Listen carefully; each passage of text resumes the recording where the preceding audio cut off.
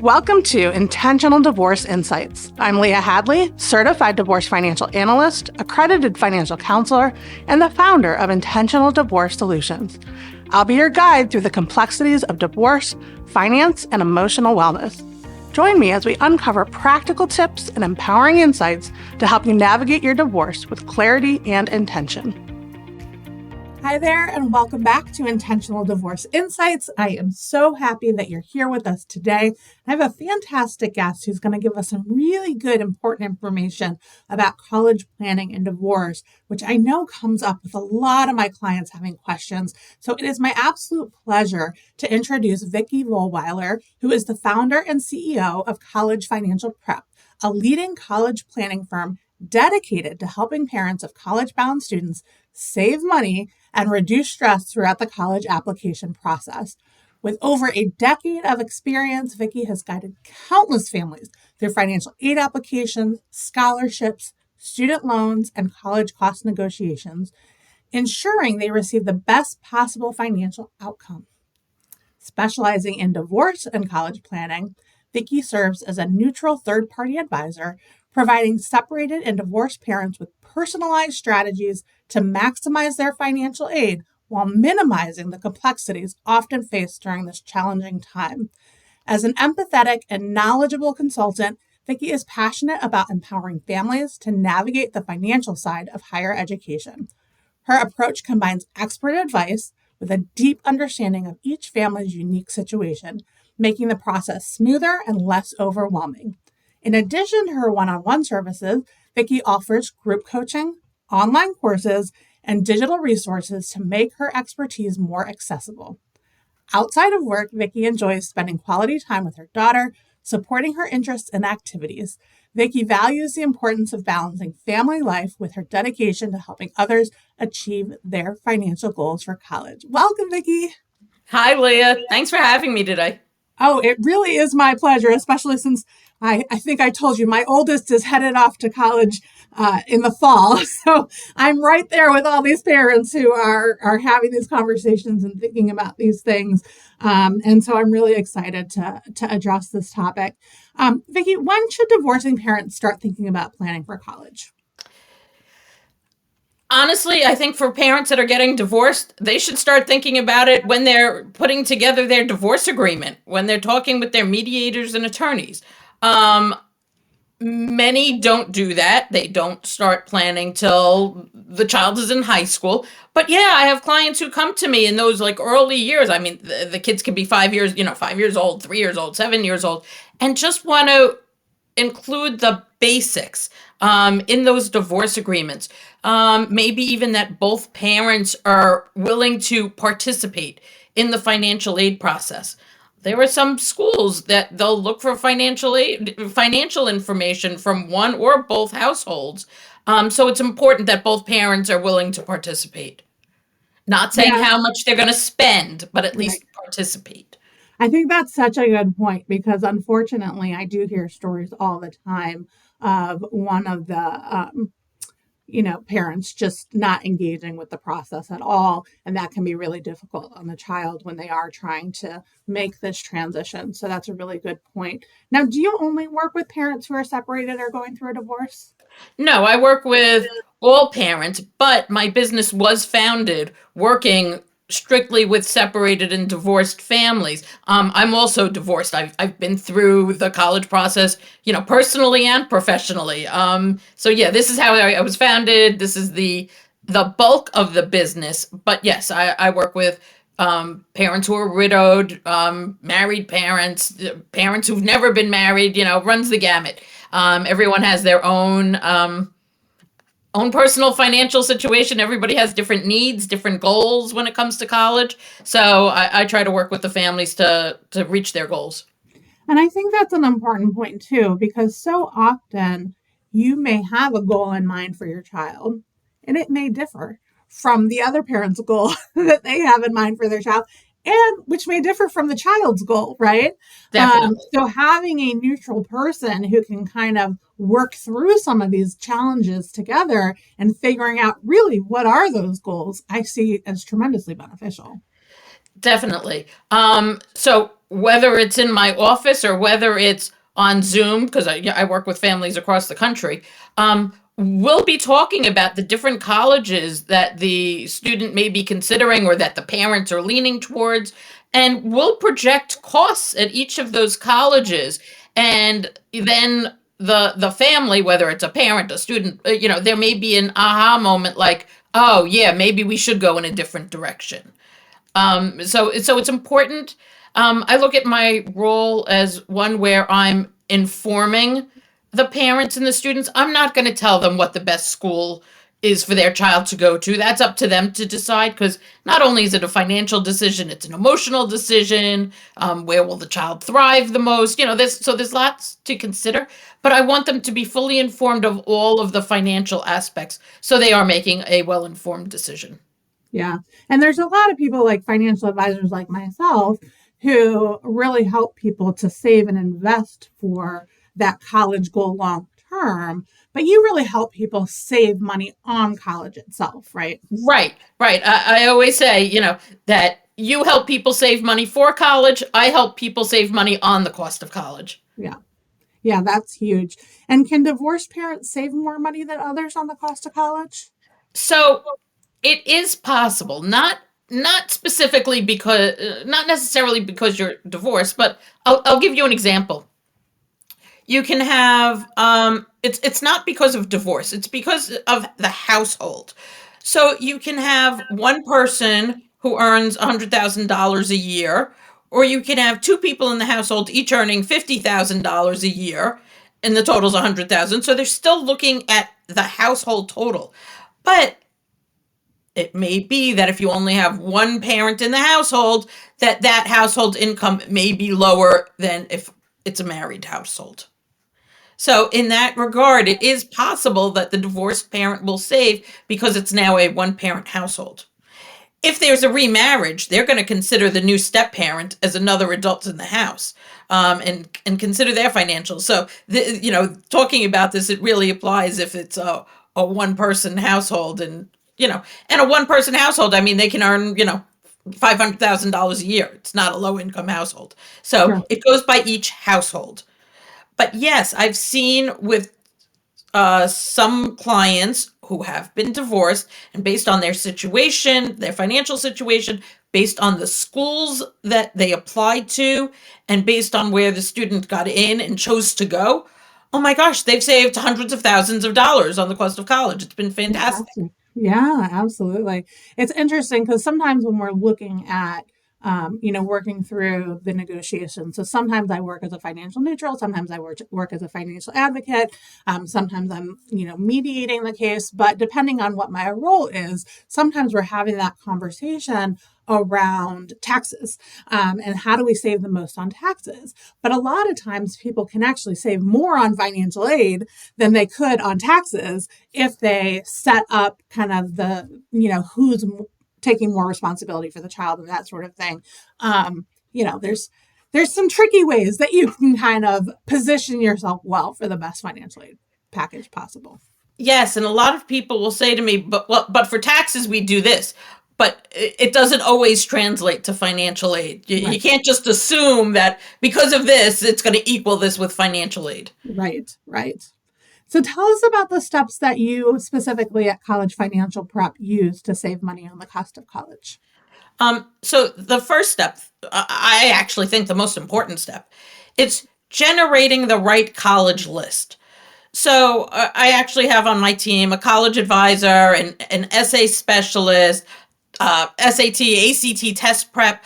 But with our college advisor, she generates a college list, and she's looking for the right academic and social fit for the child. But I also want there to be the right financial fit for the family. So we're going to work together to make sure that that college list is ideal for everyone, or good financially, good for the student, that everybody's going to be happy with it. And that's really the most important step, because if you apply or your child applies to, schools that are pushing $100,000 a year now, which they are, it's crazy. And some of them don't offer any merit scholarships, if you will. If they don't offer any discounting, that is not going to be useful to you. You want to make sure that there are going to be financially friendly schools on the list as well. Next step comes October 1st. That's when the financial aid applications open. So that's FAFSA, depending on the colleges that the student's applying to. That could also be the CSS profile. FAFSA is one parent that completes the form, or one parent and a step parent if remarried. CSS profile can be both parents. Not always, but it can be both parents. And if both parents are remarried, then they're looking at 4 parents worth of income and assets. So again, picking the right colleges, depending on what information they're going to be looking for, can be very important. After filling out those financial aid applications, then want to start filing, I'll call it a request for additional funding, negotiations, filing appeals. Certainly in situations of separation, divorce, maybe a downward change in modifications, there can be financial situations that impact a household. So it's important to let the colleges be aware of all of the financial changes that may not be reflected on a financial aid application. Right now for spring 2025 high school graduates, we're using 2023 tax returns. How much can have changed in a household since 2023? A lot. So it may be necessary to file appeals. We may also want to negotiate with the colleges and see who's willing to provide additional funding, who may provide the best. And then we also want to look for private scholarships. So in addition to what the colleges offer, it may be possible to find private funding as well. And then lastly is going to be student loans. Now, obviously, we want to minimize student loans. We want to get as much free money as possible, but student loans will be the last part of the package, last part. And you want to make sure to take out the right student loan so you get the minimal amount of interest that you'll have to pay back, and sorting through that process. Yeah, and I really like what you said about filing appeals and really recognizing the fact that we are essentially looking back almost 2 years, right? Right. Because by the time your student is starting in the fall of 2025, again, you're using those 2023 tax returns. A lot could have changed. And even for those who are already started school, letting the college know, letting the university know, even if your kids are in private high schools, letting the schools know that there's been a change in your family circumstance, a lot of times they are willing to work with you. And I think not enough people recognize that, because what a lot of people will do is, well, now since this has happened, now I can't do whatever I was planning to do.